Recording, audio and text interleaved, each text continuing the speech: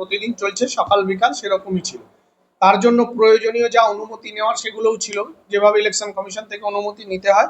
আমাদের 12 নম্বর ওয়ার্ডে মূলত ছিল লালকুঠি বাস স্ট্যান্ড থেকে, ওখান থেকে কোনা কলোনি বাজার। তো আমরা যেরকম বেরোই সেরকম ভাবেই বাড়ি বাড়ি জনসংযোগ করছিলাম। ঠিক প্রথম ঘটনা ঘটে কোনা কলোনি মোড়ে তৃণমূল পার্টি অফিসের সামনে দাঁড়িয়ে সেই জয় বাংলা স্লোগান এবং আমাদের দিকে কর্মীদের দিকে তেড়ে তেড়ে আসা। আমরা এবং এই ঘটনা ঘটে ওখানে বাবলু খানের নেতৃত্বে। বাবলু খান থাকে হাজিনগরে 21 নম্বর ওয়ার্ড নেলসন রোডে। সেখান থেকে বাবলু খানরা ঠিক করে দেবে যে 12 নম্বর ওয়ার্ডে হালি শহরে বিজেপির মিছিল বেরোবে কিনা। বাবলু খানের নেতৃত্বে প্রথমে ওখানে আমাদের এই মিছিলের উপর জয় বাংলা স্লোগান দেওয়া হয় এবং হামলার পরিকল্পনা করা হয়। যাই হোক, সেখান থেকে আমরা আমাদের কর্মীদের নিয়ে বেরিয়ে আসি। বেরিয়ে আবার আমাদের প্রচার কর্মসূচি চলে। পরবর্তী ঘটনা ঘটে লক্ষ্মীনারায়ণ কলোনিতে। সেখানেও দাঁড়িয়ে জমায়েত করে ওরা, এবং এখানে জমায়েত মানে ওদের টোটোতে মাইক লাগানো ছিল এবং সেই মাইক লাগিয়ে ওখানে জয় বাংলা বলতে থাকে এবং আমাদের কর্মীদের দিকে তেড়ে মারতে আসে থাকে। আমি ভিডিও আপনাদের প্রত্যেককে দিয়ে দেব। এবং সেখানে নেতৃত্বে ছিল অসীম কুণ্ডু, সৌগত এবং টাটু। এদের নেতৃত্বে, টাটু হচ্ছে একটা মানে ক্রিমিনাল, অসীম কুণ্ডু এবং সৌগত এদের নেতৃত্বে হয়, আরো অনেকে ছিল। আমরা সেগুলো ভিডিও দেখে দেখে আইডেন্টিফাই করছি এবং তারা তেড়ে আসে। এবং সবচেয়ে মজার ঘটনা বা দুর্ভাগ্যের ঘটনা আমাদের, যে এরা প্রথমে জয় বাংলা স্লোগান দেয় এবং তারপরে আমাদের কর্মীদের দিকে তেড়ে মারতে আসে। মারতে কখন আসে? প্রথমে জয় বাংলা দূরে দাঁড়িয়ে বলতে থাকে, তেড়ে মারতে আসে তখন যখন সেখানে পুলিশ আসে। মানে প্রথমে তেড়ে মারতে আসে না, প্রথমে দূর থেকে স্লোগান দেয়, তেড়ে মারতে আসে পুলিশ আসার পরে। হালিশহর থানা। এবং আমি বলছি যে আমরা বিভিন্ন ঘটনায়, পুরো বীজপুর জুড়ে ঘটনা ঘটছে, হালিশহরে ফ্লেক্স ব্যানার ছেড়া হচ্ছে। বারংবার আইসি কে জানানোর পরেও আইসি কোন রকম চাপ তৈরি করতে ব্যর্থ। এর আগে টাটু, এই ছেলেটি আমাদের এক কর্মীদের বাড়িতে গিয়ে মানে হুমকি দিয়েছে, তারপরেও সে বহাল তবিয়তে একটার পর একটা ঘটনা ঘটিয়ে যাচ্ছে। এই অসীম কুণ্ডু এর আগে ঘটনা ঘটিয়েছে, তারপরেও বহাল তবিয়তে এগুলো করে যাচ্ছে। হালিশহর আইসির প্রচ্ছন্ন মদতে, একদম সরাসরি হালিশহর আইসির মদতে তৃণমূল এই ঘটনা ঘটতে সাহস পাচ্ছে।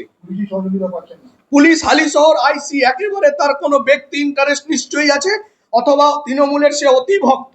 তার কারণ সে আমাদের কর্মীদের বাড়িতে যাচ্ছে, আমাদের যে কর্মীরা বাইরে আছে বা বিজেপিতে আছে তাদের বাড়িতে যাচ্ছে, বলছে এরা ক্রিমিনাল থাকতে পারবে না।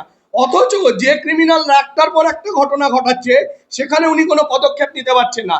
আমরা সরাসরি ইলেকশন কমিশনকে অভিযোগ জানিয়েছি এবং এটা সমস্ত মানে কেন্দ্রীয় নির্বাচন কমিশন, রাজ্য নির্বাচন কমিশন, সিপি কে কমপ্লেন করব। এই আইসি কে রেখে বীজপুরে এই হালিশহর আইসি থাকলে হালিশহর অশান্ত করবে, কারণ সে প্রত্যক্ষ মদত করছে। যখন আইসি কে ফোন করছি, আইসি বলছে আমরা দেখেছি, দুপক্ষের বিরুদ্ধে ব্যবস্থা নেব। কিন্তু আইসির তো প্রথম দেখা উচিত, যেখানে বিজেপির প্রচার চলছে সেখানে তৃণমূল কংগ্রেস মিছিল নিয়ে এলো কেন?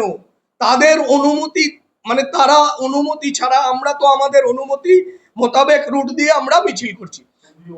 কেন্দ্রীয় বাহিনী তো পুলিশ যেভাবে পরিচালনা করবে ছিল, কিন্তু হালিশহর আইসির কথাটা ভাবুন যে দুপক্ষের বিরুদ্ধে ব্যবস্থা নেব, মানে আমাকে কেউ মারবে, আমি পাল্টা যদি জয় বাংলা মানে জয় শ্রীরাম বলি বা আমি তার জয় বাংলা বলার প্রতিবাদ করি, তাহলে দুপক্ষের বিরুদ্ধে ব্যবস্থা নেব। কিন্তু হালিশহর আইসি একবারও এটা বললেন না যে বিনা অনুমতিতে তৃণমূলের মিছিল আমাদের মিছিলের সামনে এলো কেন।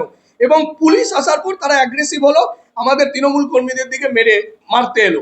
এই আইসি কে রেখে হালিশহর এক ভয়ঙ্কর বারুদের স্তূপের ওপরে এই আইসি নিয়ে যাচ্ছে। থানায় আমরা তো এক্ষুনি কমপ্লেন করছি, এই কমপ্লেন তৈরি হচ্ছে, আমরা এর আগে একটা মেল করে দিয়েছি, এখন আমরা সমস্ত জায়গায় মেল করছি। এবং থানায় কি অভিযোগ করব? আমরা নির্বাচন কমিশনে অভিযোগ করব, সিপির কাছে অভিযোগ করব। হালিশহর আইসি বর্তমানে তৃণমূলের প্রেসিডেন্ট হয়েছে, তৃণমূলকে জেতানোর দায়িত্ব হালিশহর আইসি নিয়েছেন।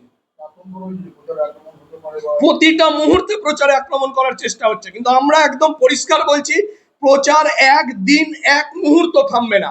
তৃণমূল চেষ্টা করে যাক, দেখি আজকেও তো থামাতে পারিনি, চেষ্টা করছে অনেক জায়গায় আমাদের মিছিলে হামলা করার, জয় বাংলা বলার, থামাতে পেরেছে? সকাল বিকাল প্রচার চলছে, সারা বীজপুর আমি অলিতে গলিতে ঘুরে বেড়াবো, তৃণমূলের যদি ক্ষমতা থাকে আটকায়। এবং এই হালিশহর আইসির নামে যেখানে যেখানে অভিযোগ জানানোর হয়, জানাবো, কারণ হালি শহরে তৃণমূলকে জেতানোর দায়িত্ব এই হালি শহর আইসি নিয়েছেন। এটাই তো আর না হলে যারা করেছে তারা কি সাহসে করেছে? হালি শহর আইসিকে আগে এই ব্যক্তিদের নামে অভিযোগ করেছি, ব্যবস্থা নেননি কেন?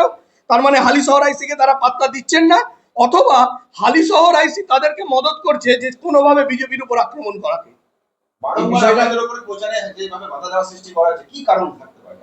কারণ যেভাবে আমরা মানুষের সাড়া পাচ্ছি একদম পরিষ্কার, সেটা তৃণমূলও বুঝতে পারছে যে মানুষ স্বতঃস্ফূর্ত ভাবে এগিয়ে আসছে, মানুষ বাংলায় পরিবর্তন চাইছে। বাংলার মানুষ, বীজপুরের মানুষ শিক্ষা, স্বাস্থ্য, কর্মসংস্থানের প্রশ্নে দুহাত ভরে আমাদের আশীর্বাদ দিচ্ছে। জানেন, এত ভয়ঙ্কর ঘটনা, যেহেতু প্রচারের সময় আপনারা থাকেন, ক্যামেরা থাকে অনেক, এখন তো সোশ্যাল মিডিয়ার যুগ, অনেকে ক্যামেরা করে, যারা আশীর্বাদ দিচ্ছেন তাদের বাড়ি চলে যাওয়া হচ্ছে রাত্রিবেলা, তাদের ধমকি দেওয়া হচ্ছে। মানে এইরকম একটা অবস্থার মধ্যে বীজপুরকে এরা রেখেছে, আর এদের গায়ে লাগছে। এরা ভাবতে পারিনি যে আমরা এইভাবে আমাদের সহযোদ্ধা কর্মীদের দিয়ে সিকিউরিটি ছাড়া একেবারে অলিতে গলিতে ঢুকে যাব। সাথে আতঙ্কিত তো হচ্ছে সাধারণ মানুষ।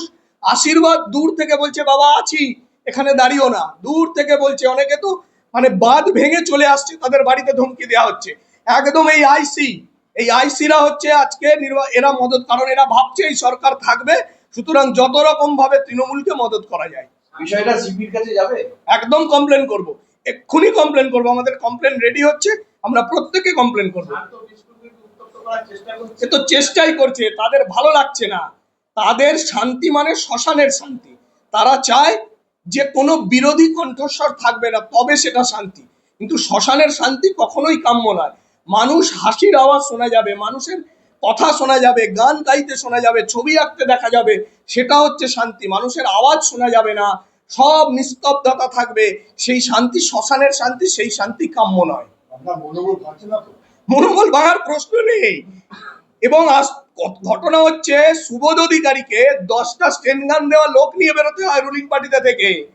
আমি ভারতীয় জনতা পার্টির প্রার্থী, আমার কর্মী সমর্থক সহযোদ্ধাদের সাথে পথ হাঁটি, বীজপুরের অলি গলিতে হাঁটি। এবং আজকের ডেটে এই হামলা হলো 12 নম্বর ওয়ার্ডে কোনো কর্মীর উপর আক্রান্ত, আমি এখন পৌঁছে যাব, দেখবো এই হালি শহর আইসি এবং তৃণমূলের ক্ষমতা কত আছে আমাকে আটকায়। সুদীপ্ত দাস সোশ্যাল মিডিয়াতে বেশ কিছুদিন ধরে সোচ্চার হয়েছে, রাস্তাপাড়া এবং হালি শহরের বেশ কিছু হচ্ছে মানুষের অভিযোগ তুলে ধরেছে। তাতে ভয় পাচ্ছে, বলছি তো ভয় একটাই ওদের, যে নাহলে এগুলো করার দরকার কি? আমাদের মিছিল যাচ্ছে যে রুট দিয়ে, তাদের মিছিল আসার দরকার নেই তো। এখানেই তো বোঝা যায় যে ঝামেলাটা কারা সৃষ্টি করেছে। মানুষের জনসমর্থনকে ভয় পাচ্ছে।